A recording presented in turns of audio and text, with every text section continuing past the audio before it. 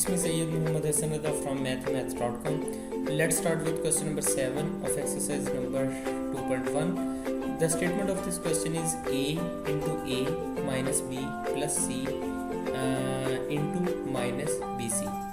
अब सबसे पहले तो ये a इन तीनों एलिमेंट्स के साथ मल्टीप्लाई हो जाएगा.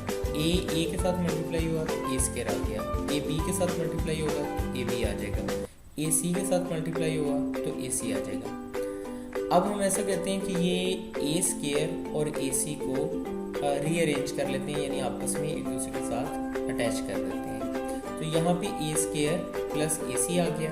यहाँ पे ये माइनस ए बी और माइनस बी सी, ये माइनस ए बी और माइनस बी सी हम यहाँ पे लिख देते हैं. इसके बाद इन दोनों में से हम a को कॉमन ले लेते हैं. a को कॉमन लिया, यहाँ से a निकला तो ये a आ गया, यहाँ से a निकला तो हमारे पास c आ गया. सो a इंटू ए प्लस सी आ गया.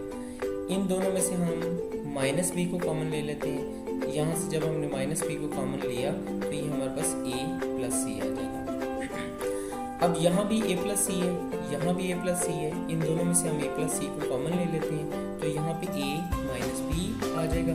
सो a plus B into A minus a plus C into A minus B इसका आंसर आ जाएगा. ये क्वेश्चन कंप्लीट हो चुका है. अगर आपको इसमें कोई कन्फ्यूजन है तो आप हमसे कांटेक्ट करें. हमारा यूट्यूब चैनल अवेलेबल है, आप उसे सब्सक्राइब करें ताकि हमारी लेटेस्ट वीडियोस और अपडेट्स आपको मिलती रहें. Thanks for watching मैथमेथ्स.